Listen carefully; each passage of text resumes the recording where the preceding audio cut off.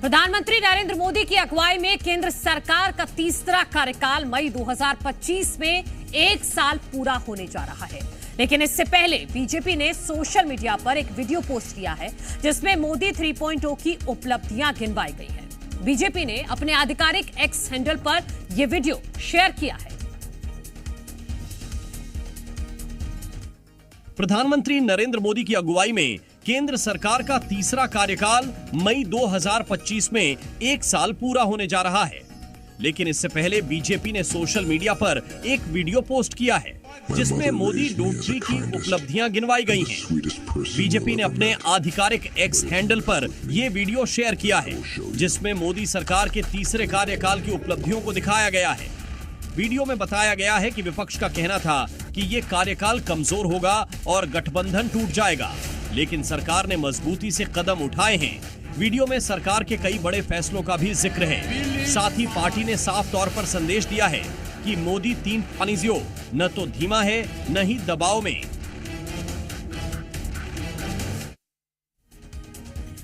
वहीं डॉक्टर विक्रम चौधरी जो कांग्रेस के प्रवक्ता हैं वो कह रहे हैं कि बीजेपी विभाजन की राजनीति कर रही है, तो वहीं भारतीय जनता पार्टी की तरफ से कहा गया है कि जनता चाहती है कि यूसीसी लागू।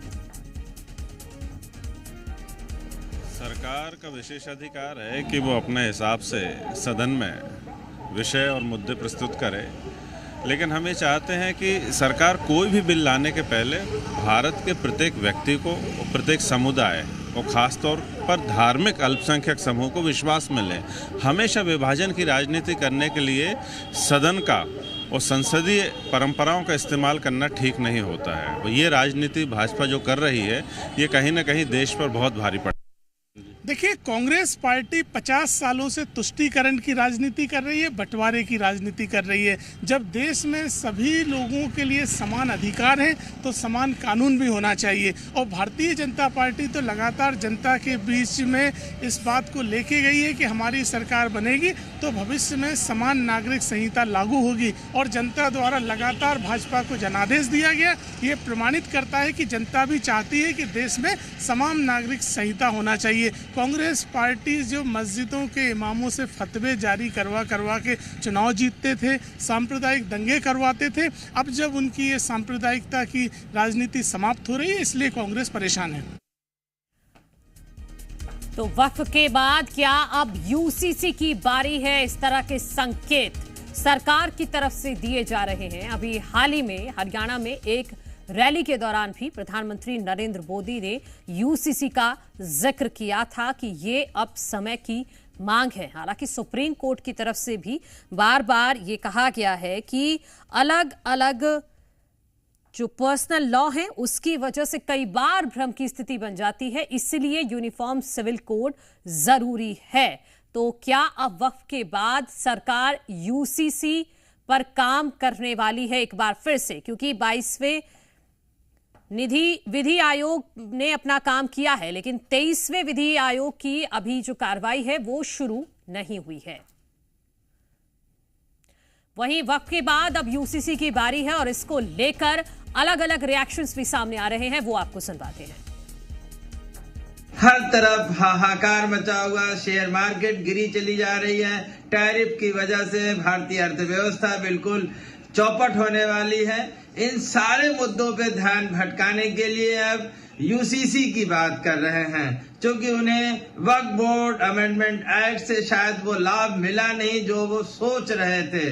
तो अब कैसे नफरत और सांप्रदायिकता फैलाई जाए, इसलिए अब यूसीसी की चर्चा कर रहे हैं। सिर्फ ये ध्यान भटकाने का प्रयास है। और देखिए, बीजेपी केंद्र की मोदी जी की सरकार विवादित मुद्दों को ही हवा दे रही है। जब देश की जनता को रोटी, कपड़ा, मकान चाहिए, नौकरी चाहिए, रोजगार चाहिए, महंगाई से परेशान है, इस पर बात ही नहीं हो रही है। अभी तो वक्फ संशोधन बिल पर बवाल थमा भी नहीं है। माननीय सर्वोच्च न्यायालय ने क्या टिप्पणी की है, इसके बाद यूसीसी की बात केंद्र सरकार किस मुंह से कर रही है? पुरजोर तरीके से इसका विरोध होगा। तो क्या वक्फ के बाद अब यूसीसी की बारी? आज इसी पर करेंगे चर्चा। मेहमान हमारे साथ जुड़ गए हैं भारतीय जनता पार्टी का पक्ष रखने के लिए अजय धवले जी हैं, स्वागत है आपका। कांग्रेस की तरफ से हमारे साथ हैं विक्रम चौधरी जी, आपका भी बहुत स्वागत है। मुस्लिम स्कॉलर जमशेद आलम जी हैं, आपका स्वागत है। हिंदू धर्मगुरु शैलेशानंद महाराज जी हमारे साथ हैं, आपका भी स्वागत है। और वरिष्ठ पत्रकार सत्यप्रकाश शर्मा जी भी हमारे साथ जुड़ गए हैं, आपका भी स्वागत है। मैं शुरुआत करती हूं अजय जी आपसे, क्या यही समय है, सही समय है यूसीसी का? ये मानकर चले जिस तरह के संकेत दे रहे हैं भारतीय जनता पार्टी की तरफ से दिए जा रहे हैं, सरकार की तरफ से दिए जा रहे हैं? देखिए मनु जी, विषय को समग्रता से यदि समझे तो हमारा जब संविधान ओरिजिनली कॉन्स्टिट्यूशन ड्राफ्ट हुआ था, उस ओरिजिनल कॉन्स्टिट्यूशन में ही यूनिफॉर्म सिविल कोड की प्रोविजनिंग की गई थी। हमारा पार्ट 4 में कॉन्स्टिट्यूशन के DPSP directive principle of state policy article 44 इसी बात का इंगित करता है कि देश में एक समान नागरिक संहिता होने की आवश्यकता है। और जब कभी ये समय लगे, नीति निर्धारकों को ये लगे कि अब यूसीसी की आवश्यकता है, यूनिफॉर्म सिविल कोड की आवश्यकता है, तो सरकारें समय काल परिस्थिति अनुसार उसे लागू कर सकती हैं। अब देखिए, देश में पर्सनल लॉ जो है, विवाह, तलाक, विरासत और गोद लेने के जो विषय है, इसके लिए प्रत्येक धर्म के अपने अपने पर्सनल लॉ से आज भारत में धर्म की गवर्निंग होती है। लेकिन भारत जैसे एक ऐसे राष्ट्र में जहां हमने खुद ये 42nd अमेंडमेंट के माध्यम से ये सुनिश्चित किया है कि हम सेक्युलर राष्ट्र हैं। जब आप खुद को सेक्युलर राष्ट्र कह रहे हैं, तब ऐसे सेक्युलर राष्ट्र में किसी भी पर्सनल लॉ की आवश्यकता नहीं होनी चाहिए। स्टेट का एक ही धर्म होना चाहिए, जो लगता है, मुझे लगता है कि वो यूनिवर्सल होने की आवश्यकता है। ठीक है अजय जी, ये तो आपने बता दिया कि क्यों होना चाहिए, लेकिन क्या मैं मानकर चलूं कि अब जल्दी से, क्योंकि अब वक्फ कानून बन चुका है और जल्दी से अब यूसीसी पर ही काम होगा और अगला जो मुख्य एजेंडा है सरकार का वो यही है? शॉर्ट में बस इस पर, फिर मैं कांग्रेस प्रवक्ता के पास जाऊंगी। मनुष्य निश्चित तौर पर भारतीय जनता पार्टी की स्थापना के समय से भारतीय जनता पार्टी का यह संकल्प रहा है कि देश में समान नागरिक संहिता होने की आवश्यकता है। बार बार सदन के पटल के रहे या सार्वजनिक रूप से आदरणीय प्रधानमंत्री जी, आदरणीय गृह मंत्री जी इस विषय को देश के समक्ष रख चुके हैं कि जिस प्रकार से आज हमारे इन विषयों को, विवाह, तलाक, गोद लेने, विरासत के विषयों को हमको अगर कॉम्प्लिकेटेड नहीं करना है तो ये यूनिफॉर्म सिविल कोड होने की आवश्यकता है। ठीक है विक्रम चौधरी जी, उत्तराखंड में लागू हो चुका है, देश में लाने की तैयारी है? वक्त बिल लागू नहीं हुआ मैडम, अभी कोर्ट ने उसमें रोक लगाई है, एक बात। दूसरी बात यह है कि जैसे कि हमारे, आवाज आ रही है आपको? जी जी जी बोलिए। हेलो, हाँ जी आवाज आ रही है। हाँ, मैं कह रहा हूँ कि यूसीसी के बारे में सबसे पहले मैं कांग्रेस का पक्ष स्पष्ट कर दूं। हमारे भाजपा के प्रवक्ता ने भी धारा अनुच्छेद 44 का उल्लेख किया है। इसका मतलब ये है कि जब संविधान सभा में कांग्रेस का वर्चस्व था, यदि कांग्रेस पार्टी समान नागरिक संहिता के पक्ष में नहीं होती तो हम इस अनुच्छेद का समर्थन क्यों करते? बाबा साहब ने हिंदू कोड बिल के नाम से जो विधेयक प्रस्तुत किया था, वो समान आचार संहिता का ही विधेयक था, जिसको उस समय की और आज भी वो हिंदूवादी ताकतें, चाहे वो करपात्री महाराज हो, चाहे आरएसएस हो, चाहे हिंदू महासभा हो, इन्होंने जबरदस्त विरोध किया था। उस विरोध के कारण जो है कांग्रेस ने टुकड़े टुकड़े में पूरी तरीके से भारतीय समाज के लिए यूसीसी लागू कर दिया है। अब मेरी ये समझ में नहीं आता कि जब ये हमारे संविधान में अनुच्छेद 44 है और समान कानून संहिता लागू है, अब ये कौन सा कानून लेके आना चाहते हैं? मैं आपसे ये बताऊं कि सारे कानून जो हिंदुओं को स्पर्श करते हैं, हिंदुओं के भले के लिए हैं, वो सारे कानून कांग्रेस लागू कर चुकी है। अब ये इनका मुद्दा है सिर्फ विवाद पैदा करना। ये हिंदुओं की बेहतरी के लिए कानून क्यों नहीं लेके आते हैं? मुझे बताइए, क्या इन्होंने छुआछूत विरोधी का कानून लेके आए? क्या नहीं लाए? दहेज विरोधी कानून लेके आए? नहीं लाए? बाल विवाह निषेध कानून लेके आए? नहीं लेके आए? ये सारे कानून तो हम लेके आ चुके हैं। अब और कैसी समान आचार संहिता ये चाहते हैं? ये सिर्फ विवाद चाहते हैं। वक्फ बोर्ड में इन्होंने सिर्फ कॉमा फुल स्टॉप लगा के वो पूरा का पूरा विधेयक ज्यों का त्यों प्रस्तुत कर दिया। अब ये प्रोपेगेंडा करेंगे, राजनीति करेंगे। फिर विरोध किस चीज का है? नहीं तो कोई विरोध नहीं है, नहीं विरोध है ही नहीं। हमें कहना है कि ये है क्या, मजाक क्या है? जब पूरे कानून हिंदुओं के हित में लागू हैं, चलिए अच्छी बात है, ये तो टाइट करने की चिंता पड़ी और हिंदू बेचारा ढीला पड़ा जा रहा है। ठीक है विक्रम जी, आपकी तरफ से तो कहा गया कि कोई विरोध नहीं है, तो फिर हमने तो कई चर्चाएं की है और कांग्रेस पार्टी इसका खुलकर इस पर विरोध जता रही है। मैडम, मैं ये कह रहा हूं कि कानून ऑलरेडी है, फिर ये कानून कौन सा लेके आ रहे हैं? सारे आईपीसी सब पे लगती है, अब ये है कि जो जातिगत पंचायतें हैं उनके ऊपर ये लोग शिकंजा ठीक है आप कह रहे हैं शॉर्ट में कि विवाद सिर्फ विवाद पैदा करना चाहती है सरकार। इस पर मैं काउंटर जवाब अजय जी आपसे लूंगी। लागू है, ठीक है। कांग्रेस ये कानून बहुत पहले लागू कर चुकी है, टुकड़े टुकड़ों में लागू कर चुकी है। अब ये सिर्फ विवाद पैदा करने के लिए इसको कॉमा फुल स्टॉप इधर उधर करेंगे और फिर विधेयक रख देंगे, उस पर चर्चा कराएंगे, विवाद करवाएंगे, बेचारा। ठीक है, अजय जी मैं आऊंगी आपके पास, लेकिन मैं सत्यप्रकाश जी को इसमें शामिल करना चाहती हूँ कि जो विक्रम चौधरी जी कह रहे हैं इस पर थोड़ी स्पष्टता लाएं।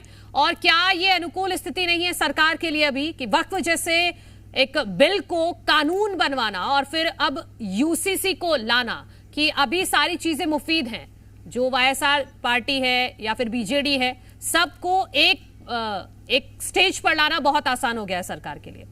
देखिए मनु जी, आपने बड़ा अच्छा प्रश्न किया है।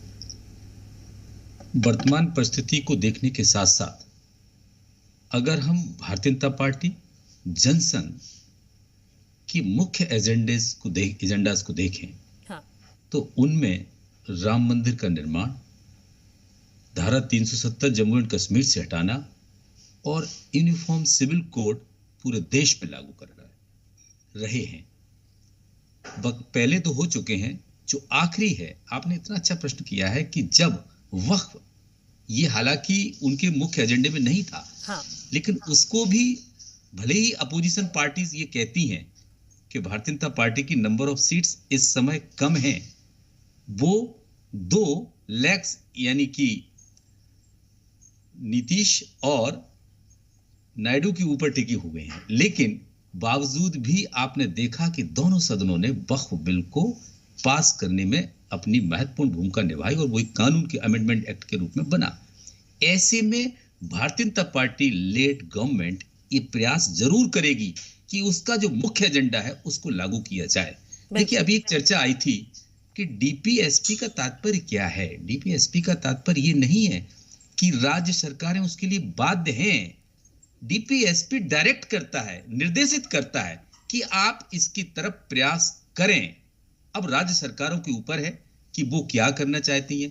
हालांकि इन मामलों में कोर्ट भी डायरेक्ट नहीं कर सकता राज्य सरकारों को, लेकिन ये जरूर है कि जब एक देश है तो कानून भी एक होना चाहिए, जिससे जो विविधताएं हैं उन विविधताओं पर एक बड़ा अच्छा प्रभाव पड़ेगा। इसको मुस्लिम समुदाय ना केवल प्रभावित होता है, बल्कि मेरा ये मानना है कई ट्राइबल कम्युनिटी ऐसी हैं, वो भी जो हिंदू कम्युनिटी को बिलोंग करती है, वो भी जिस तरह से उत्तराखंड में लागू हुआ है सत्यप्रकाश जी, चर्चा फिर बहुत लंबी हो जाएगी कि आदिवासियों को उससे अलग रखा गया है क्योंकि उनकी परंपराएं अलग हैं, तो इसलिए वो वहां की चीज है।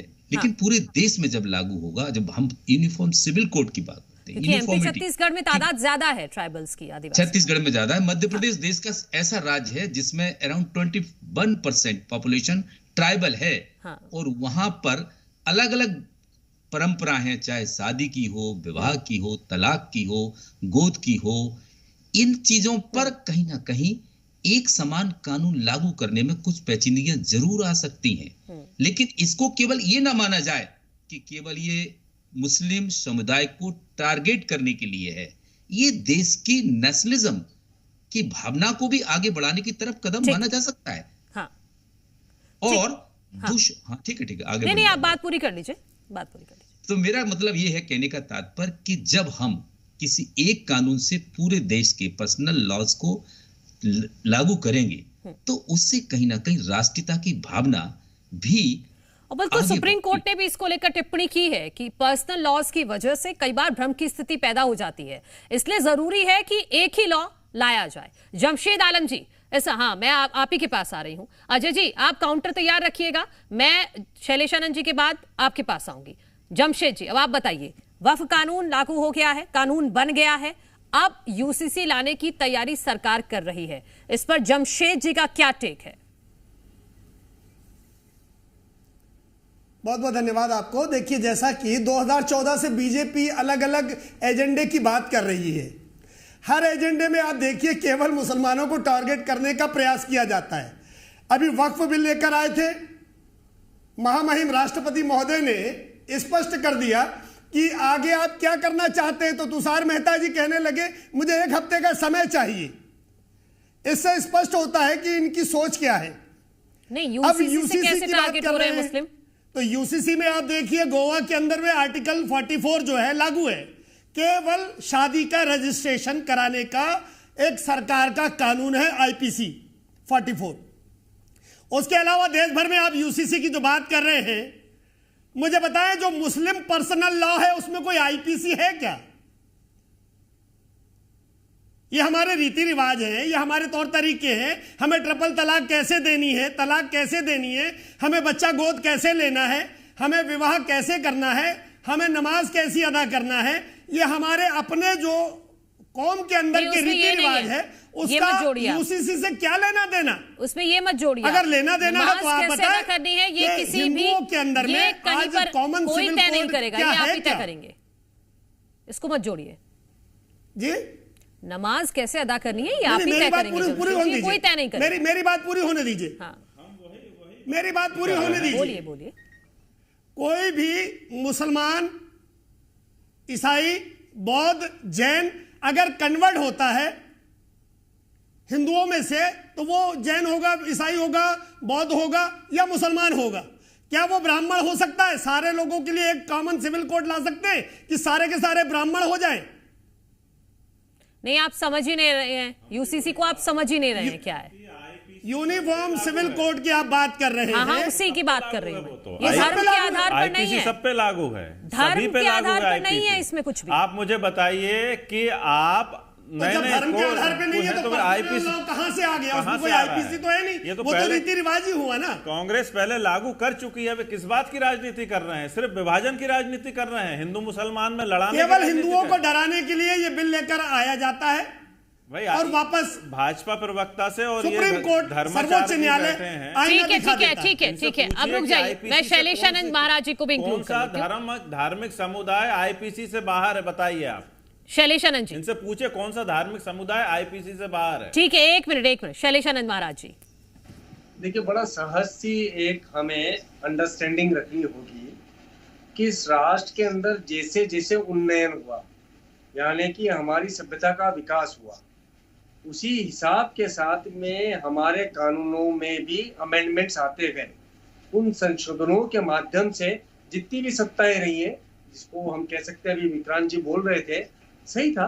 देखिए, जहां जहां पर जो जो जरूरत है उनके अमेंडमेंट्स की आवश्यकता है, परंतु आज के परिप्रेक्ष्य के अंदर, आधुनिक काल के अंदर, पूरे देश को एक सूत्र में पिरोने के लिए, मानवीय आधार को उजागर रखने के लिए, स्थापित रखने के लिए एक कानून होने की आवश्यकता है। उस आधार पर यूसीसी की प्रस्तावना हुई है। दूसरा विषय यह है कि जितने भी कानूनों के ऊपर राजनीति करने की जो मंशा होती है, बातचीत होती है, उसके अंदर मैं कहना चाहूंगा कि जब हम सबको समान बनाने के लिए, यानी सबके उत्थान की बातें करते हैं, उस समय पर हम सबसे संवेदनशील मुद्दा जो होता है आरक्षण, उसके ऊपर कोई सा भी राजनीतिक दल बात नहीं करता है। क्यों नहीं करता है मनु जी? आप एक चीज बताइए, जब आरक्षण का सरल सा हमने एक फॉर्मूला दे दिया जो सनातन आधार के ऊपर है कि जिनको ज्यादा दुर्गम स्थानों पे रहना पड़ रहा है, जहां पर जिनके जीवन के अंदर ज्यादा दुर्गमता है, मुश्किलें आ रही है, उनको आप आरक्षण दीजिए। उसके अंदर जाति, वर्ण, धर्म कोई आधार नहीं रहे। वहीं पर एक बात और स्पष्ट रहे कि हम यदि एक सूत्र में पिरो रहे हैं तो वहां पर विवाह आपका कैसे होगा, तलाक कैसे होगा, ये कानून के तहत होना चाहिए। धर्म की उसमें रीति रिवाज का पालन होना चाहिए। इसलिए ट्रिपल तलाक का हमने खिलाफत करी, पर यूसीसी के अंदर इन विषयों से काफी ऊंचे स्तर के ऊपर बात हुई है। वो ऊंचा स्तर आप देखेंगे, सबको समानता का अधिकार देना सबसे ज्यादा जरूरी होता है किसी भी स्टेट के लिए। बिल्कुल, और ज्यादा क्लैरिटी हो जाएंगी जब इसका प्रारूप सामने आ जाएगा कि किस तरह से क्या क्या चीजें होंगी धर्म के मुताबिक। तो अजय धवले जी, अब आप काउंटर कीजिएगा, जिस तरह के सवाल उठ रहे हैं बार बार कि एक तो ये कि मुस्लिमों को टारगेट करने की तैयारी है, फिर से संस्कार पे भी लागू होगा। भाई, हिंदू कैसे शादी करेगा, बुद्ध कैसे और सिख कैसे शादी करेगा, ये क्या कौन कानून बताएगा कि हमारी परंपराएं बताएंगे? अजय जी, अजय धवले जी। मनु जी, मुझे लगता है, देखिए, कांग्रेस की प्रवक्ताओं की समझ अब राहुल गांधी जी की समझ से मेल खाने लगी है। जिस प्रकार से विक्रम चौधरी जी बात कर रहे हैं कि यूसीसी पहले से लागू है, तो आपकी जानकारी के लिए directive principles of state policy में जो आर्टिकल्स हैं वो मैंडेटरी नहीं है, और उसकी वजह से राज्य सरकारें इसको ना अपना सकती है, क्योंकि ये मैंडेटरी नहीं है, किसी के ऊपर प्रोविजनिंग नहीं किया गया है। ये सिर्फ एक व्यवस्था बनाएगी और भविष्य में इससे हम कानून बना सकते हैं, ऐसे हमारे संविधान की व्याख्या थी। आज दूसरा प्रश्न जो है, जो लोग संविधान की किताब उठाकर घूमते हैं, क्या उन्हें पता है कि देश में अलग अलग धर्मों के अलग अलग पर्सनल लॉ होने की वजह से हमारे संविधान के किन किन प्रोविजन का वायलेशन हो रहा है?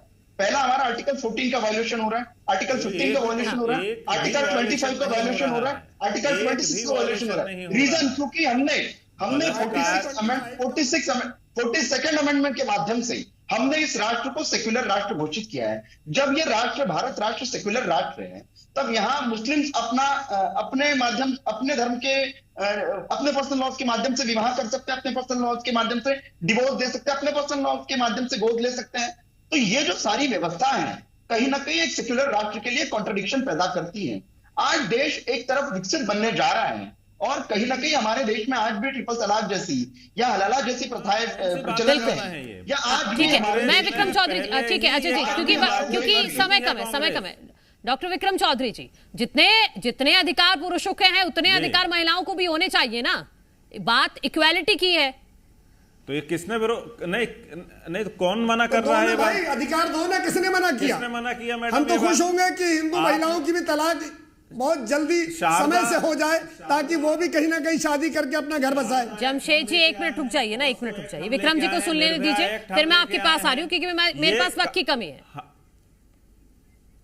विक्रम जी। नहीं मैडम, देखिए सारे कानून कांग्रेस लागू कर चुकी है, शारदा एक्ट से लेके ये बाल विवाह निषेध एक्ट सब हमने लागू किए। हिंदू समुदाय को और मुसलमान समुदाय की महिलाओं को अदालत के दरवाजे खुले हुए हैं। जब ये अपनी धार्मिक और जातिगत पंचायतों में न्याय नहीं पाती हैं, तो इन सबको अधिकार है कि जाकर वो रिपोर्ट लिखा दें और मुकदमा दायर कर दें। अब आप मुझे बताइए कि ये कैसे संभव है कि आप हिंदुओं से कहें कि आप ऐसे शादी करें, बौद्ध से कहें आप ऐसे शादी करें। जो परंपराएं हैं उनके लिए अवकाश और दायरा तो छोड़ना पड़ेगा। हम इसी बात का विरोध कर रहे हैं कि आप इसको स्पष्ट नहीं करते हैं। ठीक है, मुझे लगता है ये ज्यादा वर्थ होगा जब सारी चीजें सामने आ जाएंगी कि यूसीसी का प्रारूप क्या होगा, तब हम इस पर चर्चा करें। लेकिन वक्त की कमी, माफी के साथ विक्रम जी मैं आपको रोक रही हूँ। जमशेद जी 30 सेकंड में बोलिए, आप क्या कह रहे हैं, जल्दी। जी, मेरा भी निवेदन ये है कि आपको लगता है कि मुस्लिम पर्सनल लॉ बोर्ड कुछ ज्यादा ही अपना हक लेके जा रहा है, आपको लगता है उस पर आईपीसी लागू है, तो हम कहते हैं जितने अधिकार मुस्लिम महिलाओं को है, मुसलमानों को है, उतने अधिकार हिंदुओं को भी दो ना। हिंदू कोड बिल बाबा साहब अंबेडकर संविधान सभा में जब लेकर आए थे, तब उसका समर्थन क्यों नहीं किया? आज जितने लाभ हिंदू महिलाओं को मिलने चाहिए, सत्यप्रकाश जी बस 10 सेकंड, ये कोशिश तो यही है ना कि हर भारतीय को समान अधिकार मिले, उतने उन्हें भी मिलने चाहिए। बात इक्वालिटी की है। हाँ मैडम, ये देश अब्दुल को धर्म टाइट नहीं, करने के चक्कर में प्रथाओं से तो चल सकता है, हिंदुओं को ढीला करे दे रहे हैं। ये जरूरी है कि देश की व्यवस्थाएं कानून के दायरे में हो। अभी यहाँ विसंगतियां 3 देखी गई। एक तो वायलेशन 44 का नहीं है, वो डायरेक्शन है, वो बाध्यकारी नहीं होता है राज्यों के लिए, एक चीज। दूसरी चीज, अभी मुस्लिम स्कॉलर ने ये कहा कि इसमें नमाज कैसे अदा करें, ये चीज पर्सनल लॉ का मैटर नहीं है। मैंने पहले बोल दिया उसको। ये सब उसमें मैटर आते हैं। एडॉप्शन आता है। तो मेरा कहने का तात्पर्य है कि अगर डायरेक्टिव प्रिंसिपल्स ये कहते हैं, तो क्यों नहीं राज्य इसकी तरफ आगे बढ़े। ठीक है, इस पर रहेगी हमारी नजर, क्योंकि संकेत तो मिल रहे हैं। अब देखना होगा कि सरकार क्या अपना जो मुख्य तीसरा एजेंडा है, इस पर कब से काम करना शुरू करती है। आप सभी का बहुत बहुत शुक्रिया इस चर्चा में शामिल होने के लिए। मेरे पास इतना ही वक्त था, तो जी मध्य प्रदेश छत्तीसगढ़ पर खबरों का सिलसिला जारी है। एक छोटा सा ब्रेक ले।